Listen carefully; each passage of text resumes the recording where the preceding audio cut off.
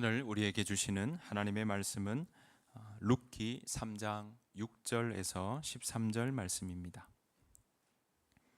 구약 성경 룻기 3장 6절에서 13절 말씀입니다. 개역개정과 새번역으로 한 번씩 교독하도록 하겠습니다. 룻기 3장 6절입니다.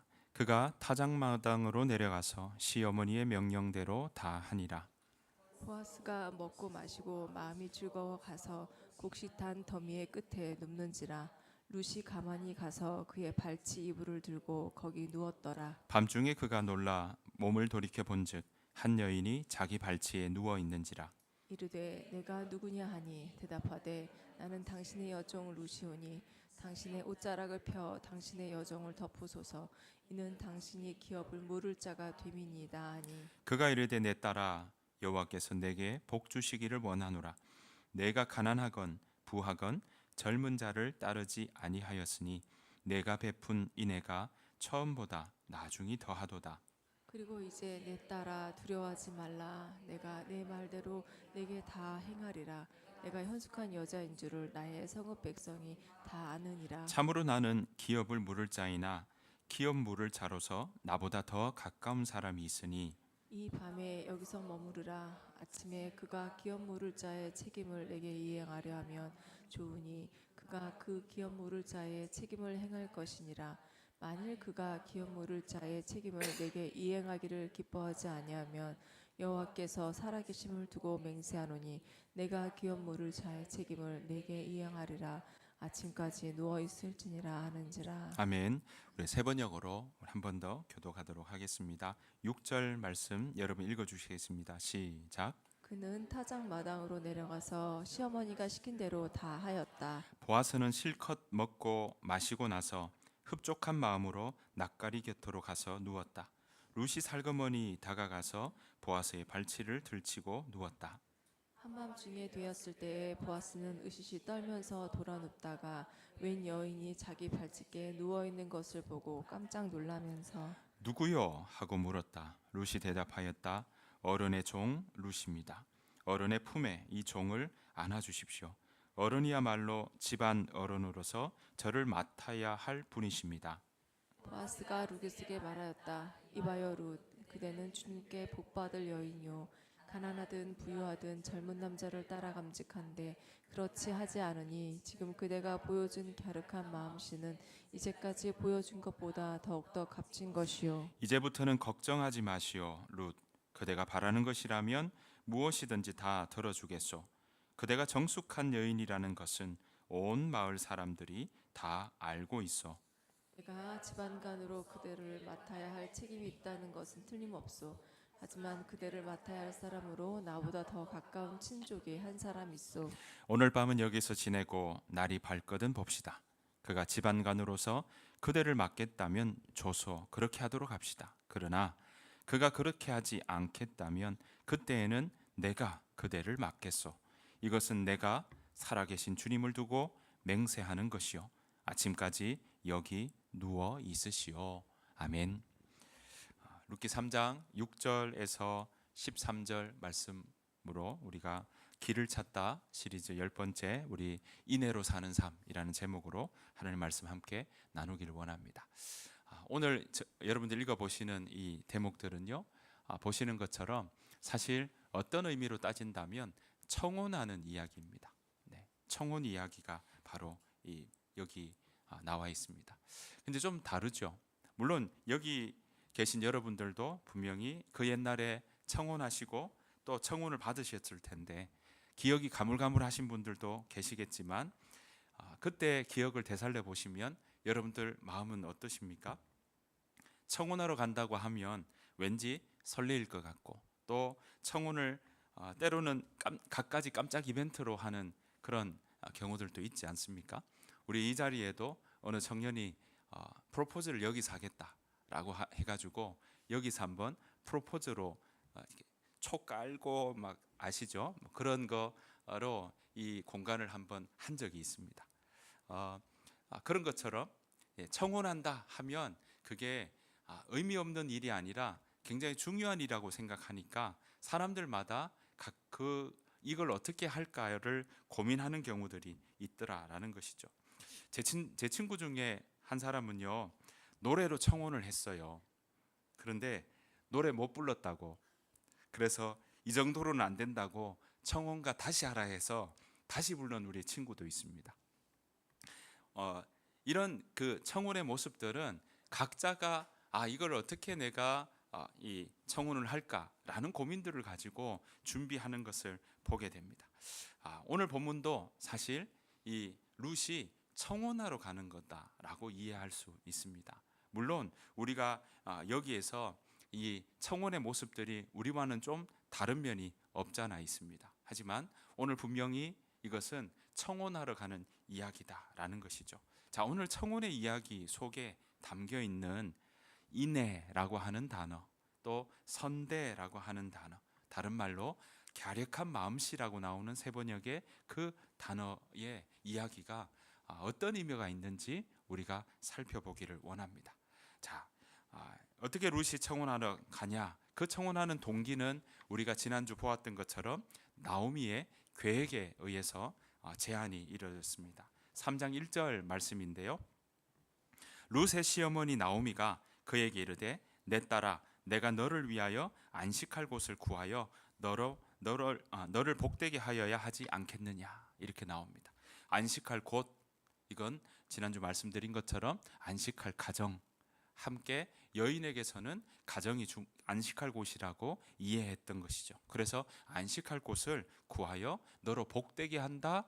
그 말은 내가 구해서 내가 그것을 의무로 마치 빚진 것처럼 생각하고 이것을 최선을 다해서 너에게 해주고 싶다라는 그 말로 이렇게 이야기를 하고 있다라는 것이죠. 나오미는 사실 자기 아들이 죽으면서 과부가 된 룻에게 다시 재혼하여서 남편과 함께 살아갈 수 있도록 지금 길을 열어주는 것을 볼 수 있습니다. 그렇게 먼저 친정으로 가라 라고 하며 모압 지방이 있을 그때도 그렇게 배려해 주었는데 룻은 오히려 그것을 거절하고 우리가 함께 보았던 것처럼 어머니의 하나님이 나의 하나님 되고 어머니의 백성이 나의 백성이 되겠습니다 라는 그 믿음의 고백과 함께 이 모압 여인 룻은 이 시어머니 나오미와 함께 이 베들레헴으로 왔었습니다.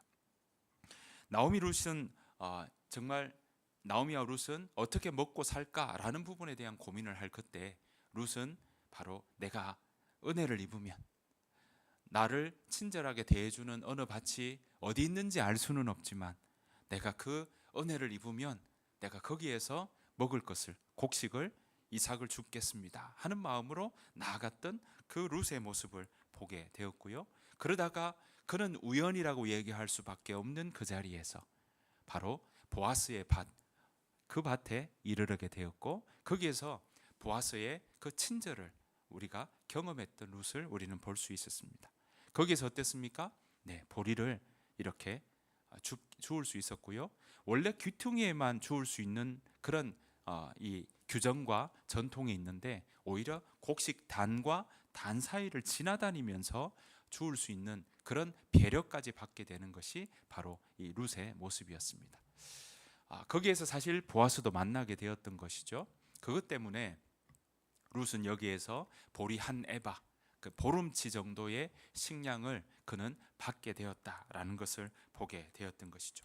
자, 이것 가지고 함께 식사도 나누고 물도 같이 먹고 집으로 갔을 때 이제 나오미는 그 이야기를 듣고 보아스라는 이름을 듣고 우리 친족이라는 사실을 알게 되고 나오미는 그때부터 이제 룻의 앞길에 대해서 제안하고 이야기를 하고 있는 것입니다. 나오미는 오늘 우리와 함께 읽었던 것처럼 그에게 청혼하러 가라고 구체적으로 이야기합니다. 기름을 바르고 옷을 입고 나아가라고 이야기를 하고 또 타작마당에 내려가서 먹고 마시기를 다 할 때까지 그렇게 앉아 있다가 보이지 않게 있다가 보아스가 자리에 누우면, 왜냐하면 타작할 때는 하루 지내서 이제까지 지내게 되거든요. 그러니까 이 보아스가 자리에 누우면 그 발치 이불을 들고 거기 가서 누우라라는 구체적인 이야기까지 가르쳐 줍니다. 물론 이 구절을 보면 우리 입장에서는 청혼을 왜 이렇게 하는가라는 거부감이 들 수도 있습니다. 우리로 친다면, 지금의 입장으로 본다면 오히려 이건 그 나쁜 의미로 생각할 수도 있고 성에 대한 나쁜 모습으로도 볼 수 있고 거부감이 느껴질 수도 있는데요. 하지만 우리는 지금 입장에서 그렇게 보는 것이고, 이것은 당시 베들레헴에 살았던 유대인들에게는 너무나 자연스러운 것이고 관습이고 문화였다는 사실을 우리는 기억할 필요가 있습니다. 제가 요르단을 한번 간 적이 있는데요. 우리는 결혼을 보통 하면 주말에 하죠. 아니면 빨간 날 하거나요. 또 그 시간대는 대부분 예식장이 비는 시간, 그걸 보통 정하는 게 지금의 관습과 문화이라고 이야기할 수 있을 겁니다. 그런데 대부분 그렇게 해도 아무리 늦어도 결혼식을 제가 제일 늦게 가본 게 4시인가 5시에 하는 결혼식을 가본 적이 있습니다. 그런데 대부분은 어떻습니까? 4시 5시 합니까? 아니면 10시 11시 또는 1시 이때 많이 합니까? 아마 골든타임이라고 얘기하는 시간은 점심 기준으로 해서 전후를 이야기할 거고요. 늦어도 한 3시 정도 하는 경우들이 많이 있을 거라고 생각합니다. 자, 그런데 요르단에서는요, 결혼을 언제 하느냐? 저녁에 합니다. 낮에 하지 않습니다. 제가 묵었던 호텔에서 있을 때도 저녁에 갑자기 그 사람들이 막 신부 덜러리와 신랑 덜러리가 앞에서 춤을 추고 하면서 그 호텔이 바로 결혼식장이었던 것이죠. 저는 얼떨결에 로비에 있다가 그 무슬림 사람들이 결혼하는 모습을 볼 수 있는 그런 기회를 받았는데요. 자, 거기에서도 만약에 낮에 왜 안 하냐 했더니 그들의 문화는 저녁에 하는 게 너무나 자연스럽고 전통적이라는 이야기입니다. 물론 그럴 것이 거기에는 낮은 너무 더우니까 밤 되고 또 그렇게 될 때 사람들은 이제 결혼을 하는 문화와 관습들이 대대로 이어져 내려오니까 그럴 수밖에 없겠죠.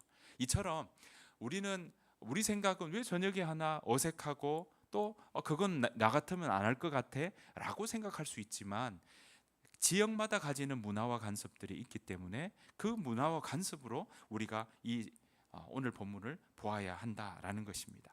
그러니까 유대인의 관습에 따른 것이지 다른 의미를 가지고 있는 것은 아니다라는 것을 우리는 기억할 필요가 있다라는 것입니다.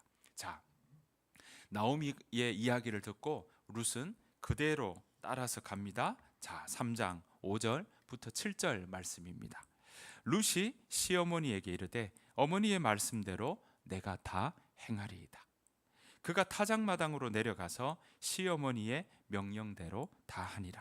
보아스가 먹고 마시고 마음이 즐거워 가서 곡식 단더미의 끝에 눕는지라. 룻이 가만히 가서 그의 발치를 이불을 들고 거기 누웠더라. 이렇게 나오고 있습니다. 자, 5절 보았더니 뭐라고 이야기합니까? 어머니의 말씀대로 내가 다 행하리이다 대답했고요. 또 그대로 룻은 시어머니의 말대로 타작마당으로 가서 보아스 옆에 누웠습니다. 사실 룻은요, 시어머니의 나오미의 말대로 하지 않아도 됩니다. 꼭 해야 되는 법칙과 규정 없습니다. 여러분, 왜 그러냐면 오늘 이 이후에 보았던 것처럼 보아스의 이야기대로 이 룻은 젊은 여인이었기 때문에 추수하는 곳에서도 이 추파를 던지고 또 룻에게 관심을 가지는 소년들, 청년들도 많았다는 것입니다. 그러니까 룻의 입장에서 본다면 이왕 결혼하는 것이라면 젊은 사람, 이왕 결혼하는 것이라면 더 자기하고 나이가 맞는 사람, 또 자신과 비슷한 연령대, 그리고 그런 자기 눈에 맞고 자기 마음에 맞는 사람과 결혼하기를 원하는 마음이 분명히 있었을 겁니다. 왜 없겠습니까?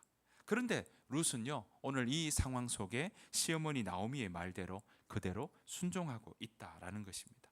자, 8절에 밤중에 보아스가 그렇게 가서 발치이불을 덮고 누워 있으니까 한 여인이 누워 있다는 것을 잠결에 알게 된 거죠. 왜 밤에 자다 보면 좀 날씨가 쌀쌀하거나 하게 되면 그 밤 기운에 찬 기운에 이렇게 일어날 수가 있는데 뒤척이다가 자기 옆에 누가 있다는 것을 알게 된 겁니다. 여러분, 밤이니까 뭐 별빛이 강한 것 이상 외에는 지금 여러분들 시골에 가보셨습니까? 시골에 이 가로등 없는 그런 곳 가면 한 8시, 9시만 해만 지기만 하면요 정말 깜깜합니다. 서울이야 가로등 있고 가게들이 불을 켜고 있고 하니까 밝은 모습이지만 시골의 도로변이나 딱 가다 보면 정말 인적도 드문 곳이나 이런 들판에 가면요 별빛과 달빛 아닌 이상은 정말 깜깜합니다. 그런 것처럼 오늘 이 자리도 타작하는 그런 밭이 있는 곳이니까 얼마나 어두웠겠습니까? 그냥 별빛에 기댄 채 달빛에 의지한 채 그 정도의 불빛 외에는 없는 상황이니까 누가 누군지 모르는 상황인 거죠. 자, 그래서 밤중에 보아스가 뒤척이다가 누가 옆에 있다는 걸 알고는 깜짝 놀란 거죠. 한 여인이 누워 있다라는 걸 알게 된 겁니다. 그래서 보아스가 아까 이렇게 이야기하죠. 누구요? 안 보이니까요. 사람 있는 건 알겠는데 누구요? 하고 묻게 됩니다. 그때 나는 당신의 여종 룻입니다 라고 그렇게 대답을 하게 되죠. 자, 이렇게 말문을 열 때 보아스는 3장 10절에서 이렇게 대답을 합니다. 자, 같이 한번 읽어보실까요? 시작. 보아스가 룻에게 말하였다. 이봐요 룻, 그대는 주님께 복받을 여인이요 가난하든 부유하든 젊은 남자를 따라 감직한대. 그렇게 하지 않으니 지금 그대가 보여준 갸력한 마음씨는 이제까지 보여준 것보다 더욱더 값진 것이요. 이렇게 이야기합니다. 보아스가 뭐라고 합니까? 이렇게 이야기하죠. 가난하든 부유하든 젊은 남자를 따라가는 것, 따라 감직한데 그렇게 하지 않으니 지금 그대가 보여주는 어떤 마음씨요? 갸력한 마음씨는 이제까지 보여준 것보다 더욱더 값진 것이요. 지금 발치 이불에 누웠다는 걸 보아스는 알고 있었고요. 누구요 하니까 룻이라고 이야기하니까 알게 된 거예요. 이 상황이 뭐라고요? 보아스에게 청혼한다는 사실을 보아스는 알고 있던 겁니다. 그러니 지금 뭐라고 이야기합니까? 가난하든 부유하든 젊은 남자를 따라 감직한데 그대는 지금 보여주는 건 정말 갸륵한 마음이다. 이전보다 더 값진 것이다 라고 이야기를 하고 있다는 것입니다. 여러분, 이 세번역에서는요 갸륵한 마음씨라고 표현하고 있는데 이 성경마다 또 이 단어가 동일한데도 같은 개역개정이든 세번역이든 쉬운 성경이든 우리말 성경이든 하여튼 한글로 된 성경 곳곳마다 조금씩 다르게 번역하고 있어요. 그런데 이 단어가 참 중요한 단어이거든요. 그래서 이 단어 한번 우리가 좀 짚고 넘어가고 여러분들 마음에 좀 새길 만한 단어라고 생각합니다. 히브리어로는요 이게 헤세드라고 하는 단어입니다. 다른 말로 하면 이게 인애라고 이야기를 하고요. 그래서 개역개정에서는요 인애가 많다라고 이야기를 하고 있습니다. 그러니까 같은 말이에요. 사실은 헤세드도 원래 원어는 헤세드이고요. 이걸 한글 성경에서는 인애로도 번역하고 또 지금 보던 것처럼 세번역에서는 갸륵한 마음씨라고도 번역하고 또 우리가 보시는 것처럼요 성실함, 선대, 은혜 다 같은 단어가 여기에 들어 있습니다. 자, 1장 8절에 보면 이렇게 나와요. 보시면요 개역개정에는 이렇게 표현하고 있습니다. 자, 1장 8절입니다. 개역개정. 너희가 죽은 자들과 나를 뭐한 것 같이? 선대한 것 같이 여호와께서 너희를 선대하기를 원하며, 요 말도 갸륵한 마음씨, 친절, 인내, 은혜 같은 뜻으로 쓰이는 헤세드가 쓰이고 있습니다. 그러니까 같은 말인 거예요. 자, 세번역에서는 뭐라고 되어 있습니까? 너희가 죽은 너희의 남편들과 나를 뭐라고요? 한결같이 사랑하여 주었으니. 자, 은혜는 무슨 뜻이 들어있다고요? 한결같이 사랑하는 게 여기에 들어있다라는 것입니다. 게다가 2장 10절에 보면요 보아스가 룻을 보고 이삭을 주우러 다른 밭에 가지 않고 여기 주어서 여기 머물러서 주어라 라고 이야기를 할 때 이 룻이 보아스에게 이렇게 이야기를 합니다. 보십시오. 당신이 어찌하여 내게 은혜를 베푸시며, 요때도 헤세드라는 말을 그대로 쓰고 있다라는 것이고요. 자, 우리말 성경 2장 10절에 보시면 이렇게 나옵니다. 내가 이방 사람인데도 어째서 뭘요? 친절을 베풀어 주시고 돌봐 주십니까? 이렇게 표현하고 있습니다. 자, 여러분 지금 보시는 것처럼 어떻습니까? 헤세드라고 하는 이 히브리어의 단어가요, 우리가 잘 표현하는 은혜라는 표현도 되고, 또 인애라고 하는 단어도 되고, 갸력한 마음씨라는 표현도 할 수 있고, 친절이라고 그렇게 우리가 적을 수도 있고요. 오늘 보시는 것처럼 선대한다, 환대한다, 이렇게도 우리가 이야기할 수 있다라는 것입니다. 여러분 사실 룻은요, 나오미를 따라 베들레헴으로 오지 않아도 됩니다. 남편이 죽으면 자기 친정집으로 가면 되는 것이 전통이죠. 며느리가 시어머니를 위해서 의무적으로 하지 않아도 된다는 이야기입니다. 그런데 룻은 따라왔습니다. 그리고 나오미를 위해서 보리 추수밭에 가서 보리를 주어 나오미가 먹을 수 있도록 하는 것까지 지금 하고 있습니다. 이것 또한 룻이 나오미를 위한 선대, 바로 인애를 베푼 것이다 라고 이야기할 수 있습니다. 보아스는 룻의 이 인애, 선대가 처음 했던 모습, 그러니까 베들레헴으로 온 그 선대보다 지금 청혼하러 보아스를 찾아온 이 나중에 이 모습이 더 값진 것이라고 표현하고 있는 거예요. 그러니까 보아스의 이야기는, 야, 네가 베들레헴으로 오는 것도 정말 너의 시어머니 나오미를 위해 선대하는 건데, 지금 나한테 청혼하러 이 보리 타작마당에 와서 발치이불을 들고 그 옆에 누워서 있는 이거는 더 값진 것이다 라고 인정하고 있는 것입니다. 이렇게 룻이 바로 시어머니 나오미를 위해서뿐만 아니라 이 자기의 상황 가운데 자기가 할 수 있는 인애를 보여주고 있는 겁니다. 나오미는요, 정말 그 룻의 모습을 통해 나오미는 자기를 선대하는 그 며느리의 그 친절을 경험하기 시작했던 것이죠. 여러분들도 어떻습니까? 100마디 말보다 행동으로, 삶으로 표현하는 그 친절을 경험할 때 여러분들 그게 더 여러분들의 마음을 더 이렇게 움직이지 않겠습니까? 자, 보는 것처럼 나오미는요, 이 룻의 인애, 룻의 친절, 선대를 경험했고요. 그리고 룻을, 그러니까 나오미도 어떻게 합니까? 룻에게 정말 안식할 곳, 복되게 하기 위해서 그 표현을 나오미도 애써서 그 일들이 무엇인지 고민하고 있다는 겁니다. 그래서 룻에게 이 보리를 가지고 온 그 밭이 보아스의 밭이라는 걸 알고 난 다음에 바로 안식할 곳을 구하기 위해서 청혼하는 그 계획들을 구체적으로 짜기 시작했던 것이죠. 룻이 보여준 인애를 통해 나오미는 그 인애를 경험했고, 또 나오미는 룻이 가장 복되게 살아가는 길이 무엇인지를 고민하며 그에게 정말 유대인의 관습으로만 남아있던 이 청혼의 모습을 그에게 가르쳐 주었고 설명하고 있는 것입니다.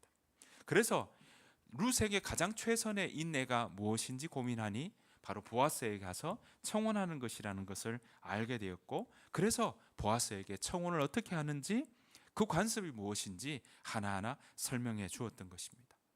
나오미의 삶을 보면요, 그녀가 룻에게 해줄 수 있는 건 아무것도 없어 보입니다. 대신 어떻게 기업 이을 아들을 놓을 수 있는 상황도 안 되고, 그렇다고 가진 재산이 있는 것도 아닙니다. 그렇다고 지금 젊음이 있어서 어떤 노력과 힘을 가지고 재산을 물려줄 수 있는 그런 상황도 안 되는 것이 지금 나오미의 상황입니다. 노년의 이 나이에 과부가 되어서 며느리에게 의존해야 되는 시어머니의 신세, 아마 여러분 바늘방석에 앉은 그런 느낌 아닐까요? 그런데 그런 기분에 있을 수도 있는데, 그래서 늘 며느리에 미안하고 체면 없어하며, 어떤 경우는 어떤 이런 어르신들 이런 말씀들 하시는 경우 있어요. 죽지 못해 산다, 이런 말씀들 제가 어르신들 이렇게 뵈면 그런 말씀들을 하시는 거 보게 됩니다. 그런 마음 충분히 들 수 있지 않겠습니까? 그런데 오늘 보시는 것처럼 나오미는요, 이 상황에서 본인이 할 수 있는 친절이 무엇인지를 생각하게 되고 그 선대가 무엇인지를 룻에게도 표현하려고 하고 있다라는 것입니다. 여러분, 룻기에서는요, 바로 이 꼭 나오미처럼 며느리를 재혼시켜야 한다거나 시어머니로서 며느리를 위해서 무엇을 해야 된다 식의 가르침을 지금 주기 위해서 룻기가 우리에게 이게 기록되어 있다고 생각하신다면 그건 오해입니다. 그런 목적은 아닙니다. 그것보다는요, 오늘 지금 우리가 함께 보았던 이 단어 인애, 헤세드, 친절, 갸륵한 마음씨, 선대, 이렇게 표현되는 그 인애가 무엇인지를 우리에게 보여주고 있고요. 또 인애로 살아가는 삶이 무엇인지를 우리에게 가르쳐주고 또 우리에게 일러주기 위해서 오늘 이 이야기들을 풀어내고 있다라는 것입니다. 유대인들에게 이 왜 룻기를 이 구약 성경 한복판에 넣어놓고 그들이 늘 절기마다 왜 읽겠습니까? 그것은 바로 인애를 가지고 살아가는 삶이 무엇인지를 그들에게 다시금 상기시키며 대대로 그 인내로 은혜로 살아가는 삶을 그들이 살아가게끔 하기 위한 것이다라는 것을 우리는 기억해야 할 것입니다.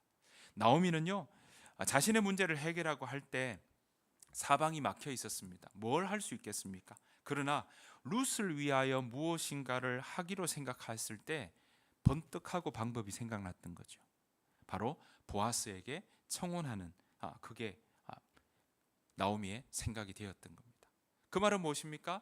안식할 곳을 찾도록 나오미는 도와주고 나오미를 통하여서 룻이 그 길을 걸어갈 수 있도록 하는 복의 통로가 지금 되고 있는 것입니다.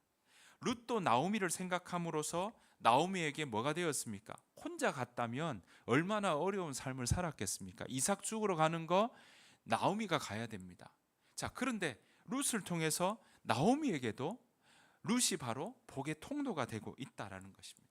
룻도 남편을 선택할 수 있는 선택권이 있었지만 그런데 룻은요, 시어머니 나오미의 말대로 순종하고 친족이었던 보아스에게 청혼을 하러 가는 일을 했던 것입니다. 사랑하는 성도 여러분, 헤세드, 인애의 삶을 살아가는 사람은요, 자신이 할 수 있는 범위 내에서 최선을 다해서 다른 사람에게 바로 그 친절을 베푸는 걸 말합니다. 그게 바로 헤세드의 삶, 인내를 기억하고 인내로 살아가는 삶인 것입니다. 어쩌면 그 인내를 받는 사람은요, 기대한 것 이상을 하는 일들도 일어나게 되는 것이죠. 룻은 나오미를 따라올 필요가 전혀 없었습니다. 보아스도 룻에게 그렇게까지 호의를 베풀지 않아도 되었습니다. 그런데 나오미는 룻에게 타작마당의 밤을 계획할 필요가 사실은 하지 않아도 될 일들을 하나하나 가르쳐주며 서로가 지금 뭐 하고 있습니까? 친절을 베풉니다. 보아스도 룻에게 너 곡식 단 사이에 다니면서 곡식 주오라는 그런 친절을 베풀었고요. 또 룻도 나오미를 위해서 함께 먹을 일들을 가지고 그 보리를 함께 나눠 먹는 일까지 하며 서로가 자신이 할 수 있는 범위 내에서 친절과 선대를 베풀고 있다라는 것입니다. 여러분, 이 보리는 줄 수 있지만 청혼하는 이 자리에 보아스도요, 어떻습니까? 나는 기업 물을 순서가 안 되었다고 얘기하는데 기업 물을 순서에 대해서 밀 수도 있어요. 나는 아니다라고 거절할 수도 있습니다. 그런데 보아스는 뭐 하고 있습니까? 오늘 보시는 것처럼 내 앞에 순서가 있지만 내 순서가 아니 내한테 다가온다면 내가 그 순서를 감당하겠다고 이야기를 하고 있습니다. 자, 그러니 나오미도 룻도 보아스도 다 인애의 삶을 살기로 그렇게 표현하고 작정하며 살아가는 사람들이었습니다. 이 세 사람은요, 보시는 것처럼 사회적으로나 경제적으로나 그 신분이 다 달랐습니다. 그러나 각자의 위치에서 이들은 다른 사람들이 기대하는 것 이상을 지금 하고 있습니다. 물론 그 기대 이상을 하는 것이 자기의 범위를 넘어서는 일은 아니었습니다. 자신이 할 수 있는 범위 내에서 최선을 다해서 다른 사람들에게 선대하고 다른 사람들을 선대하고 다른 사람들에게 인애를 베푸는 그런 삶을 살아가고 있었던 것입니다. 그 인애는요, 어쩌면 제3자가 볼 때는 저 사람 왜 저렇게 해? 친정집에 가면 그렇게 편할 텐데 왜 시어머니 따라 그렇게 모압 여인이 베들레헴까지 따라가? 이런 이야기를 할 수 있고요. 왜 기업 물을 그 일들을 내 순서가 아닌데 왜 당신이 그렇게 맡으려고 해? 라고 이야기할 수 있는 이야기인데, 그래서 손해보는 것 같이 보이지만 결국 그렇게 베푸는 인애는, 친절은 계속 흘러갑니다. 돌고 돌아갑니다. 그래서 그 인애는요, 내가 베푼 인애가 나한테 안 돌아올 것 같죠? 아니요, 그 베푼 인애는 돌고 돌아 또한 나도 인애를 받는, 선대를 받는 그런 삶들이 우리 가운데 있다라는 것입니다. 그렇게 은혜 가운데 살아가는 삶이 바로 오늘 보여주는, 룻기가 보여주는 인애, 선대, 갸륵한 마음씨, 친절이라고 표현되는 헤세드의 삶인 것입니다. 여러분, 이 인애가 뭐냐면 바로 구약 성경에 나오는 이웃 사랑입니다. 자, 레위기 19장 18절에 이렇게 나옵니다. 원수를 갚지 말며 동포를 원망하지 말며 내 이웃 사랑하기를 내 자신과 같이 사랑하라. 나는 여호와니라. 여러분, 이 사랑이 바로 오늘 룻기가 보여주는 인애라고 하는 표현과 연결되어 있는 것입니다. 여러분, 이게 신약에서는 뭐라고 이야기합니까? 예수님이 이렇게 우리에게 가르쳐 주시죠. 마가복음 12장 31절. 둘째는 이것이다. 내 이웃을 내 몸같이 어떻게 하여라? 사랑하여라. 이 계명보다 더 큰 계명은 없다. 사랑하는 성도 여러분, 나오미, 룻, 보아스는요, 서로 각자의 상황 속에서 헤세드의 삶, 인애의 삶을 살아갔기에 결국 이들을 통해서, 보아스와 룻을 통해서, 그 후대를 통해 서로 인애 베푸는 일들이요, 나중에 이제 우리가 결론을 알지만 결국은 이 일들을 통해 다윗이 태어나고 또 다윗이 태어난 이후에 그 하나님의 구속사의 계획들이 그렇게 이어지는 것까지 연결되고 있다라는 것입니다. 사랑하는 성도 여러분, 여러분들의 삶 속에 이런 은혜가 넘쳐나시기를 간절히 축복합니다. 내가 할 수 있는 범위 내에서 범위를 넘어서라는 이야기는 결코 아닙니다. 내가 할 수 있는 만큼 속에서 여러분들이 최선을 다해 친절을 베풀 수 있을 때, 인애를 베풀 수 있을 때 하나님은요, 그 인애를 통해 들어서 여러분 자신뿐만 아니라 그 인애를 통해 하나님이 그렇게 일하여 가신다는 사실을, 그렇게 풍성하게 채워나가신다는 사실을 그렇게 기억하고 경험하는 여러분들의 삶이 되시기를 간절히 축복합니다. 여러분, 인애를 베푸는 삶은 다른 사람도 회복시킵니다. 다른 사람 더 회복시키니까 그 말은 뭡니까? 나도 회복되는 일이 있다라는 것입니다. 여러분, 지금은요, 인내를 내가 선대하고 친절 베푸는 거, 그거 왜 해? 라는 분위기가 오히려 더 많고, 그게 더 인색한 게, 그게 효율적이고 그게 잘 사는 것 같고 똑똑하게 사는 것처럼 보이는 그런 세상 속에 이야기가 있지만, 성경은 오늘도 우리에게 분명히 이야기합니다. 인애를 베푸는 삶은요, 다른 사람을 회복시키는 것뿐만 아니라 나의 삶도 회복되는 일들을 경험하게 해준다는 사실입니다. 여러분, 하나님은 인애의 자리로 우리를 초대해 주셨습니다. 헤세드의 자리로 우리를 초대해 주셨습니다. 그리고는 인애 베푸는 삶을 살아가라고, 인애로 살아가는, 은혜로 살아가는 삶을 살아가라고 말씀하시지만, 하나님은 그렇게 말씀하시면서 우리에게 없는데 억지로 하라고 이야기하시는 것이 아니라, 인애를 베풀기 전에 먼저 우리로 하여금 하나님의 은혜 안에, 하나님의 은혜를 얻고 누리도록 그 자리에 충분히 경험하도록 우리를 불러주신다는 사실입니다. 여러분, 이런 은혜를 먼저 경험하시기를, 이런 친절을 먼저 온전히 누리시기를 간절히 축복합니다. 인애를 누리는 사람은요, 다른 사람에게 인애를 베푸는 삶을 살아가게 될 것입니다. 다른 사람에게 베푸는 그 은혜, 친절은 그 사람으로 하여금 회복시키게 만들고요, 힘을 주기도 하고요, 위로가 되고요, 때로는 그게 그 은혜가 같이 있어주는 시간일 수도 있고, 때로는 한마디의 그 충고일 수도 있고, 때로는 함께 울어주는 것도 될 수 있다는 사실입니다. 여러분, 그런 일들이 우리가 친절을 베풀기 시작할 때 그런 일들이 우리 주변에 일어나게 될 것입니다. 왜 이런 일이 일어날까요? 왜냐하면요, 인애는 나에게서부터 출발한 게 아니라 하나님으로부터 왔기 때문에 그렇습니다. 하나님께서 주신 인애이기 때문에, 하나님께서 주시는 은혜가 거기서부터 출발했기 때문에 그 은혜는 우리를 살리고 또 새롭게 하는 힘이 있는 것입니다. 하나님의 은혜는 우리를 살립니다. 우리에게 생명을 주십니다. 하나님의 은혜는요, 상한 마음을 고치고 또 다시 일어날 수 있는 용기를 줍니다. 하나님의 인애는 우리가 두려움에서 벗어나서 평안하게 살아가도록 우리를 인도하고요, 사방이 막혀 있다고 할 그때 나아갈 길이 어디인지 보여주는, 그것도 바로 하나님의 은혜 가운데 있는 줄 믿습니다. 이 일에 하나님은 우리를 부르십니다. 이 일에 하나님은 우리로 하여금 은혜의 자리로 오라고 우리를 초대하십니다. 그 초대에 여러분, 정말 하나님 앞에 나아가는 그런 걸음이 우리에게 있기를 간절히 축복합니다. 여러분, 인애로 사는 삶, 친절을 베푸는 삶, 베풀기 시작할 때 여러분들이 더 경험하게 될 겁니다. 왜 이런 이야기 있지 않습니까?